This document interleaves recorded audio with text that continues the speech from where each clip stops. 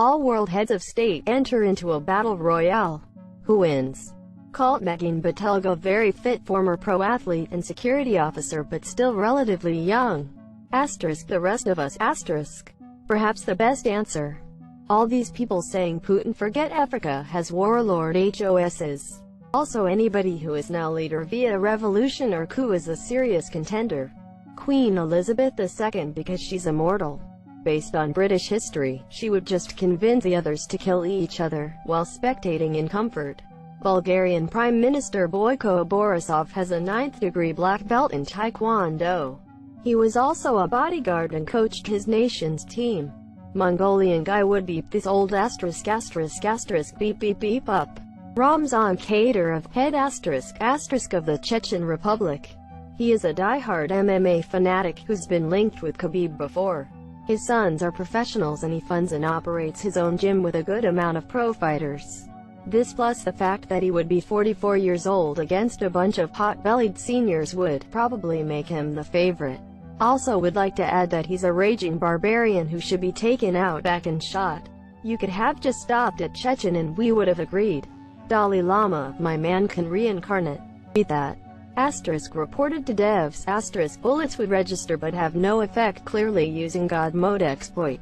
I don't know, but now I'm picturing Anchorman-like fight scenes with world leaders.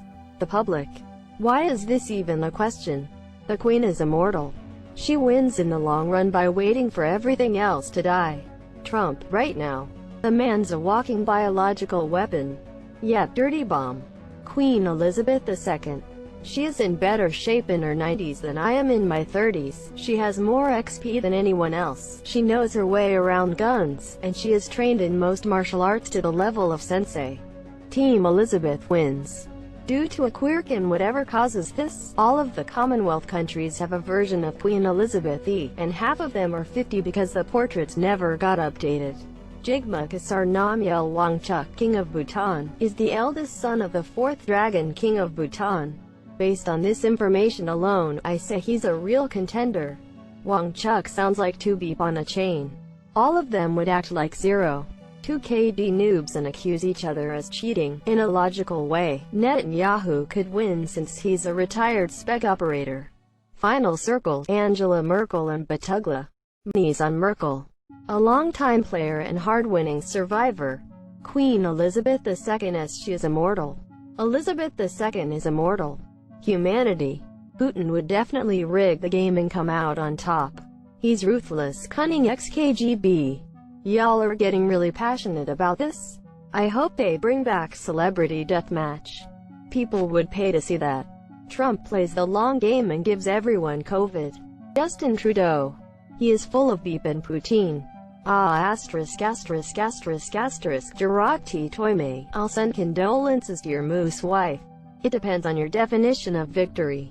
If you believe that victory comes from martyring yourself in a holy war against apostates and non-Muslims, victory is pretty much guaranteed for the leader that shows up wearing a bomb. Today, COVID-19. Kim Il-sung has already won by definition.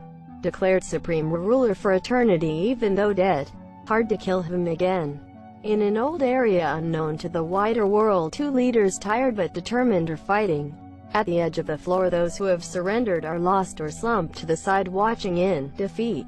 Then just as the winner is about to deliver the finishing blow, she arrived.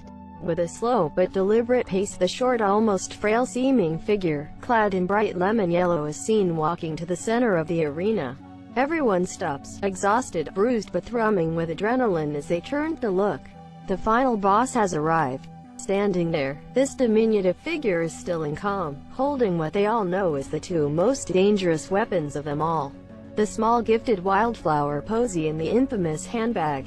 The world leaders all hold their collective breath as they wait to see how the final battle will begin, with this, their oldest unbeaten opponent. All eyes are on her as she commands the room. What will she do? What will she say? What will be her first move? She gracefully raises her sunshine-hatted head to reveal soft gray curls framing steely, unfathomable, serene eyes. No. She not. She wouldn't. At that moment they know there will be no rounds of back and forth or warm-up. She's going all out from the start. The air is thick with tension, all hold their breath. Then with horror they watch those elderly eyes start to tighten and the lips press slightly in the barest hint of a frown. That's when they feel the it whispers in their ears of parents and grandparents muttering, "I'm not angry, I'm simply disappointed." Memories of doing something you know was stupid and being sent to the head parents or detention. The dread of having to go home to explain and justify your good idea and how the coin got stuck up Timmy's nose. Figures from all countries, cultures and creeds look at each other knowing deep down no matter where they are from they can't fight this. The dawning realization that they are all just naughty children having to face Granny. There is an awkward silence as one by one they shuffle home with a feeling of slight embarrassment, and the distinct feeling of benevolently being let off from clip round the ear or a sandal. With small nod and possibly a slight smile, Queen Elizabeth II quietly returns to Buckingham Palace, already preparing for her next crowd walker charity opening. The other leaders get on with their own countries and the world turns.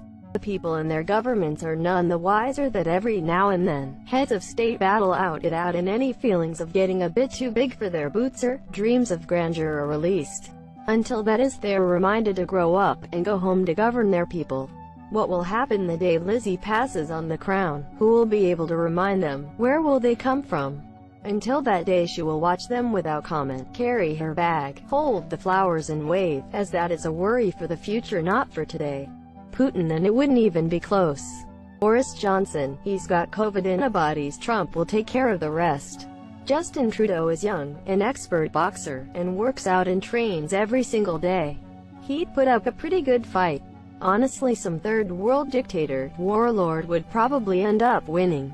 They probably killed their way to the top to begin with. One of my favorite headlines. Trudeau isn't a head of the state, though. We all know the Queen will win. Have you seen her as a young person? She may be old, but she knows her way around a fight. One of the highest up politicians in Israel used to be a boxer. Don't know much about most countries, but he could beat several.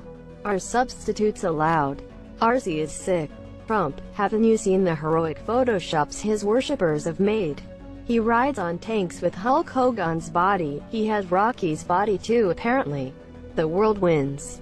Boyko of Bulgaria is a former firefighter. Michael D. Higgins would crush them all. All of them. They are politicians. Michael D. Higgins, cause no one would ever hurt that amazing man. Kim Jong-un. He would fake a coma till the end to make people leave him alone. Then when there was only one left, he would shoot them in the back. The Queen, cause she seems immortal.